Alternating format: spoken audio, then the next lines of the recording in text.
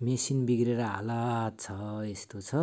अब बनाइसकेपछि यसलाई यसरी मैले ट्राई गरेँ, राम्ररी काम गरौँ। मैले दिनभरि काम गरेको यो दिनभरि लाग्यो, बिहानदेखि दिउँसो 12-1 बजी पछाडि मात्रै मैले यो यसरी गरेँ।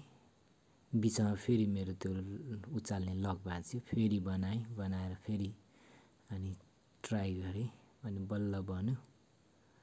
अब चाहिँ दुःख नदेला, दिनभरिमा म रोपिसक्छु होला भनेको।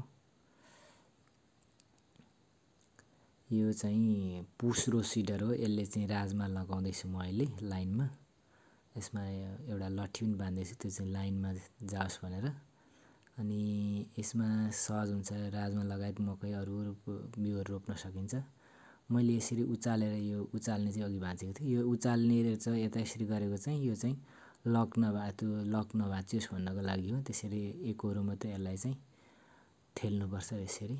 र यसमा चाहिँ मल र बिउ दुवै झर्ने भएकोले एकदम सहज छ, एकदमै राम्रो छ।